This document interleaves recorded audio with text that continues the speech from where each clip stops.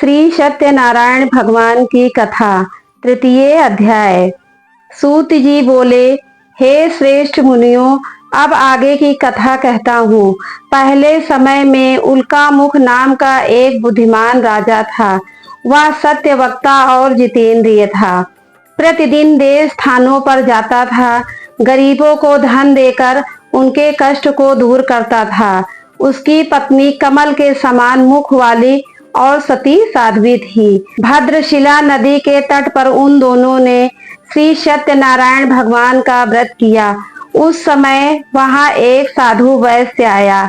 उसके पास व्यापार के लिए बहुत सा धन था और राजा को व्रत करते हुए देखकर विनय के साथ पूछने लगा, हे राजन, भक्ति युक्त चित्त में आप क्या कर रहे हैं?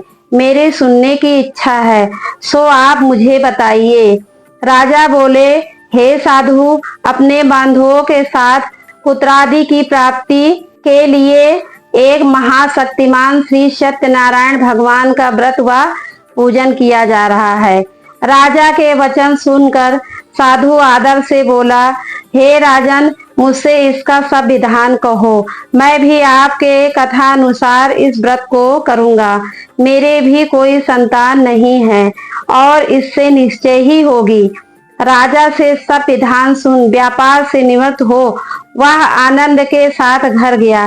साधु ने अपनी स्त्री से संतान देने वाले उस व्रत का वर्णन सुनाया और कहा कि जब मेरे संतान होगी तब मैं इस व्रत को करूंगा। साधु ने ऐसे वचन अपनी पत्नी लीलावती से कहे। एक दिन उसकी स्त्री लीलावती पति के साथ आनंदित हो सांसारिक धर्म में प्रवृत्त होकर श्री सत्यनारायण भगवान की कृपा से गर्भवती हो गई। तब 10वें महीने में उसके एक सुंदर कन्या का जन्म हुआ। दिनों दिन वह कन्या इस तरह बढ़ने लगी जैसे शुक्ल पक्ष का चंद्रमा बढ़ता है। कन्या का नाम कलावती रखा गया। तब लीलावती ने मीठे शब्दों में अपने पति से कहा, जो आपने संकल्प किया था कि भगवान का व्रत करूंगा, अब आप उसे करिए। साधु बोला, हे प्रिय, इसके विवाह पर करूंगा। इस प्रकार अपनी पत्नी को आश्वासन दे वह नगर को गया। कलावती पितृगृह में वृद्धि हो प्राप्त हो गई। साधु ने जब नगर में सखियों के साथ अपनी पुत्री को देखा तो तुरंत ही दूत को बुलाकर कहा कि पुत्री के लिए कोई सुयोग वर देखकर लाओ। साधु की आज्ञा पाकर दूत कंचन नगर पहुंचा और वहां पर खोज और देखभाल कर लड़की के लिए सुयोग वड़ी पुत्र को ले आया। उस सुयोग लड़के को देखकर साधु ने अपने बंधु बांधवों सहित प्रसन्नचित अपने पुत्री का विवाह उसके साथ कर दिया। किंतु दुर्भाग्य से विवाह के समय भी उस व्रत को करना भूल गया। तब श्री सत्यनारायण भगवान क्रोधित हो गए और शाप दे दिया कि तुम्हें दारुण दुख प्राप्त होगा।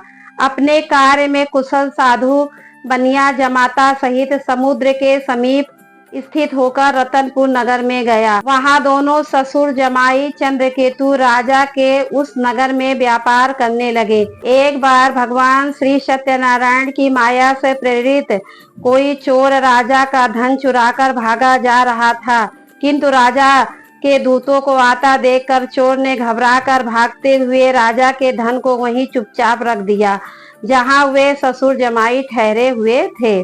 जब दूतों ने उस साधु वैश्य के पास राजा के धन को रख देखा तो दोनों को बांध कर ले गए और प्रसन्नता से दौड़ते हुए राजा के समीप जाकर बोले, यह दो चोर हम पकड़ कर लाए हैं, देख कर आज्ञा दें। तब राजा की आज्ञा से उनको कठिन कारावास में डाल दिया और उनका धन छीन लिया। श्री सत्यनारायण भगवान के श्राप द्वारा उनकी पत्नी भी घर पर बहुत दुखी हुई और घर पर जो धन रखा था चोर चुराकर ले गए। शारीरिक व मानसिक पीड़ा तथा भूख प्यास से अति दुखी हो अन्न की चिंता में कलावती एक ब्राह्मण के घर गई। वहां उसने श्री सत्यनारायण भगवान का व्रत होते देखा। फिर कथा सुनी तथा प्रसाद ग्रहण कर रात को घर आई। माता ने कलावती से कहा, हे पुत्री, अब तक कहाँ रही? वह तेरे मन में क्या है? कलावती बोली, हे माता, मैंने एक ब्राह्मण के घर श्री सत्यनारायण भगवान का व्रत देखा है। कन्या के वचन सुनकर लीलावती भगवान के पूजन की तैयारी करने लगी। लीलावती ने परिवार और बंधुओं सहित श्री सत्यनारायण भगवान का पूजन किया और वर मांगा कि मेरे पति और दामाद शीघ्र आवे। साथ ही प्रार्थना करी कि हम सबका अपराध क्षमा करो। श्री सत्यनारायण भगवान इस व्रत से संतुष्ट हो गए और चंद्रकेतु को स्वप्न में दर्शन देकर कहा, हे राजन, दोनों वैश्यों को प्रातः ही छोड़ दो। उनका सब धन तुमने ग्रहण किया है, दे दो, नहीं तो मैं तेरा धन राज पुत्रादि नष्ट कर दूंगा। राजा से ऐसा वचन कहकर भगवान अंतर्ध्यान हो गए। प्रातः काल राजा चंद्रकेतु ने सभा में अपना स्वप्न सुनाया। फिर दोनों बड़ी पुत्रों को कैद से मुक्त कर सभा में बुलाया।